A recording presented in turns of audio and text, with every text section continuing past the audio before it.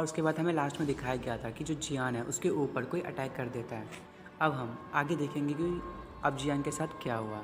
तभी जियांग उस शिकारी को देखते हुए कहता है, वाह, इसकी कल्टीवेशन तो बहुत ही ज़्यादा ताकतवर है और इसने अपनी जो स्ट्रेंथ है उस पर बहुत ही अच्छे से कमांड कर रखा है।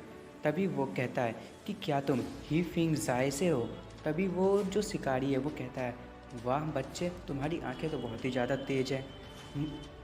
ये बिल्कुल सच है। मैं ओल्ड नाइन बचर से हूँ और मैं हैफेंग विलेज में 9 सबसे खतरनाक लोगों में से हूँ। तभी जो जियांग ये सुन के बहुत ही ज़्यादा घबरा जाता है और कहता है, क्या बचर। तभी दोस्तों हमें इनके बारे में बताया जाता है, ये लोग जो है वो हाईफेंग के 9 चीफ्स हैं और ये सारे बहुत ही खतरनाक हैं। इन सब के अपने अपने एक निक नेम है।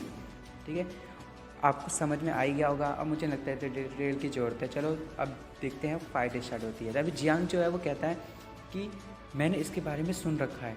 ये जो बंदा है वो अपनी जो बड़ी तलवार है उससे लोगों का सर जो है वो काट देता है और उससे फुटबॉल खेलता है। तभी जियान ये सोच के बहुत ही ज़्यादा घबरा जाता है कि उसके ग्रैंडफादर ने इससे बच के रहने के लिए कहा था। तभी जियान कहता है, तुम यहाँ पे क्या कर रहे हो। तभी वो बचर कहता है, हाँ बच्चे, तुम्हें पता होना चाहिए कि मैं यहाँ पे तुम्हें मारने के लिए आया हूँ। तुम बहुत ही ज़्यादा समझदार हो, पर मुझे ऑर्डर दिया गया है कि मैं तुम्हारा सर काट दूँ। तभी जियान कहता है, ऑर्डर? क्या तुम हैफेंग जाई के विलेज के लीडर हो? तुम्हें किसने ऑर्डर दिया? क्या कोई ऐसा भी है जो तुम्हें ऑर्डर दे रहा है? क्या वो लिन फैमिली है या फिर जैंग फैमिली? और ये सुन के वो जो बचर है वो कहता है, वाह बच्चे, तुम तो बहुत ही ज़्यादा समझदार हो। तुमने मेरी बातों के लूप होल्स को समझ लिया। मुझे लगा नहीं था कि तुम इतने ज़्यादा समझदार होगे। अब समझ में आया कि तुम्हें सब मारना क्यों चाहते हैं। तभी वो जो बचर है वो जियांग पे अटैक कर देता है अपनी स्वॉर्ड से और जियांग जो है उसे बड़ी मुश्किल से डॉज करता है और देख के शॉक हो जाता है और कहता है, ये तो बहुत ही ज़्यादा ताकतवर है, इसमें बहुत ज़्यादा ताकत है, पर इसके पास ना दिमाग कम है शायद। तभी वो जो बचर है वो फिर से उस पर अटैक करता है और जियान जो उसे बार बार डॉज करता है और उसे देख के वो बहुत ही ज़्यादा डर जाता है और कहता है, अरे यार, तुमने मुझे काट दिया तो मेरी जो वाइफ है वो विधवा हो जाएगी। तभी जो बचर है वो ये सुन के बहुत ही ज़्यादा गुस्सा हो जाता है, उस पर एक के बाद एक अटैक करने लगता है और जियान उसकी अटैक्स को ब्लॉक करते हुए कहता है, ये तो बहुत ही ज़्यादा खतरनाक ताकत है। और वो उसकी अटैक से जियांग बहुत ही ज़्यादा दूर जाके गिरता है और वो कैसे न कैसे अपने आप को संभाल ही लेता है। तभी वो मन में सोच रहा होता है, ये जो वॉरियर है ये स्ट्रेंथ के मामले में तो मेरे से बहुत ही ज़्यादा ताकतवर है, मुझे कोई ना कोई आइडिया तो निकालना ही होगा। तभी जो बचर है वो जोर जोर से हंसने लगता है और कहता है, बच्चे, तुम अपनी बीवी की चिंता मत करो, जब तुम मर जाओगे तो मैं उसका ध्यान रखूँगा और उसे खूब सारा प्यार दूंगा।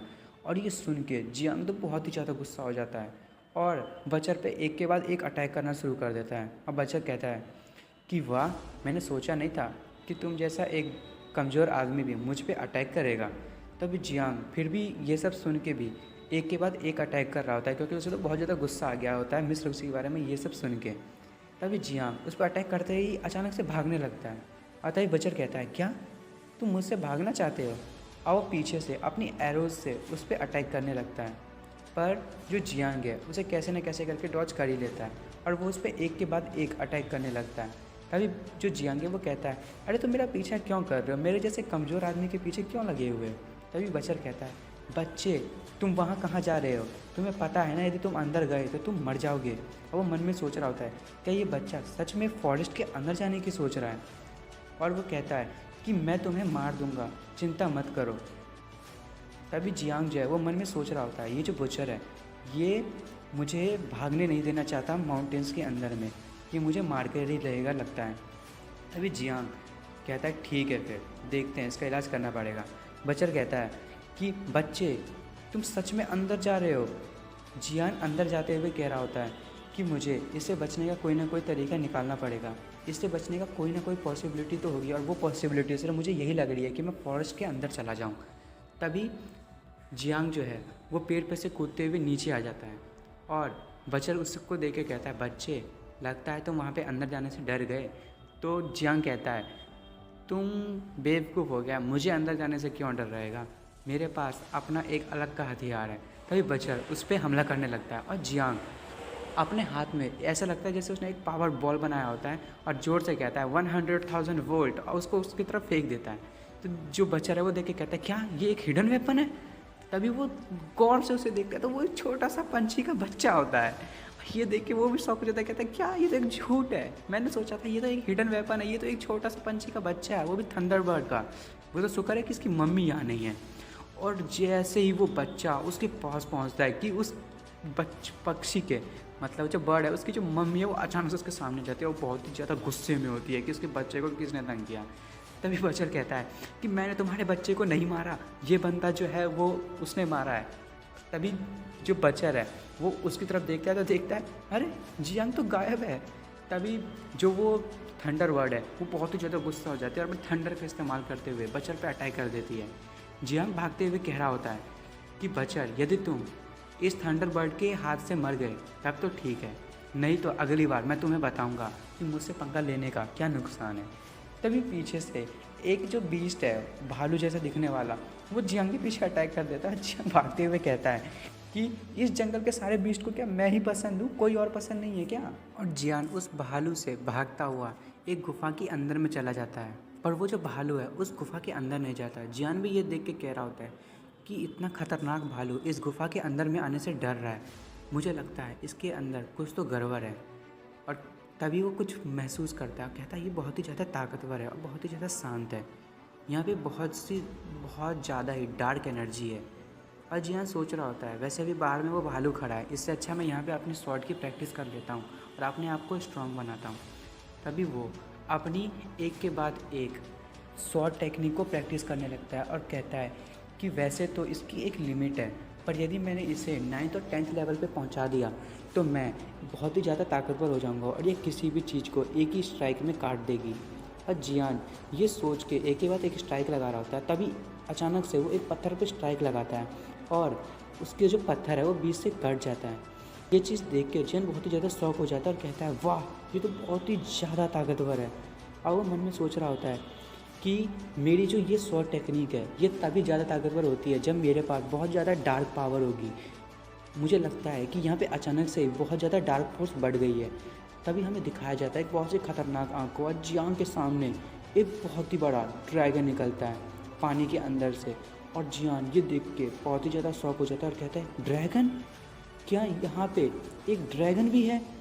और तभी हमें इस ड्रैगन के बारे में बताया जाता है ये ब्लैक आर्मर एम्परर ड्रैगन है, ये बहुत ही ज़्यादा ताकतवर है। और जियान कहता है सारे के सारे ड्रैगन्स में से ब्लैक आर्मर जो ड्रैगन है वो टॉप 3 में आता है और अगर इसकी स्ट्रेंथ को देखा जाए तो ये बहुत ही ज़्यादा ताकतवर है और इसके सामने कोई भी नहीं टिक सकता। जियान मन में सोच रहा होता है कि यदि मेरे को इसका ब्लड मिल गया तो मैं अपनी ड्रैगन ब्लड लाइन को अवेकन कर पाऊँगा और मैं भी बहुत ही ज़्यादा ताकतवर हो जाऊँगा और ग्रैंड मास्टर तक को भी हरा सकता हूँ। तभी जियान सोचता है कि ये सब सोचने से क्या फ़ायदा, मेरी स्ट्रेंथ इतनी कम है, पता चला मैं इसके सामने गया और ये मुझे मार दे।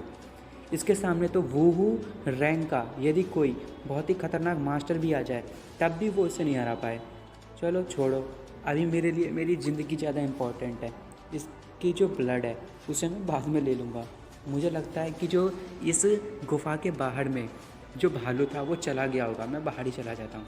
तभी वो जो ड्रैगन है वो एक जोर का दहाड़ मारता है और जियान उस तरफ देखते हुए देखता है कि वो क्या है और हमें एक बहुत ही खूबसूरत, ओ भाई साहब, बहुत ही ज़्यादा खूबसूरत लड़की को दिखाया जाता है और ये सच में बहुत ही ज़्यादा खूबसूरत होती है, बिल्कुल मिस रुक्सी की तरह। और जियान सोच रहा होता है कि ऐसा कौन है जो अपनी डेथ को सामना करने के लिए इतना उतावला हो रहा है कि अपने ड्रैगन के सामने खड़ा हो गया, ब्लैक आर्मर ड्रैगन।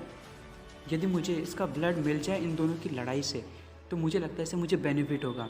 अच्छा है ये दोनों जल्दी से लड़ें और मैं विश करता हूँ कि लड़की जीत जाए और ड्रैगन को मार दे ताकि मैं उसका ब्लड ले सकूँ। मैं भगवान से प्रे करता हूँ कि ये लड़की जीते। और जियान मन में सोच रहा होता है कि जैसे ही मुझे वो ब्लड मिल जाएगा मैं यहाँ से भाग जाऊँगा। तभी वो जो लड़की है वो ड्रैगन से कहती है ब्लैक आर्मर ड्रैगन, तुमने ट्रीटी को तोड़ा है, तुम ब्लैक रॉक माउंटेन से बाहर आके तुमने ह्यूमंस वॉरियर्स पे अटैक किया। ये ट्रीटी को तोड़ना ड्रैगन्स के लिए भी मना था और तुम ड्रैगन होते हुए भी यदि ऐसा कर रहे हो तो मुझे लगता है कि मुझे तुम्हें रोकना ज़रूरी हो गया है। मैं ब्लड अलायंस से हूँ और मैं तुम्हें यहाँ पर रोकने के लिए आई हूँ। तभी जियान सोचता है, ब्लड ब्लेड ट्रीटी, ये कौन सी ट्रीटी थी? क्या ये बीस्ट को रोकने के लिए बनाया गया था? मुझे इसके बारे में कुछ भी आइडिया नहीं है, मुझे पता लगाना पड़ेगा। तभी वो जो लड़की है वो अपनी स्वॉर्ड में अपनी पावर को गैदर करते हुए एक ड्रैगन की तरफ एक खतरनाक से स्लैश लगाती है और ज़ोर से कहती है कि मैं तुम्हें मार दूंगी। और वैसे ही इसी तरीके से इन लोगों के बीच में लड़ाई स्टार्ट हो जाती है। अब दोस्तों देखेंगे अगले एपिसोड में कि इन दोनों की लड़ाई में से कौन जीतने वाला है। और वैसे भी कोई भी जीते दोस्तों, हमें तो एंटरटेनमेंट से मतलब है। और दोस्तों प्लीज़ आपको मेरी वीडियो पसंद आई हो तो लाइक एंड सब्सक्राइब कर दें। और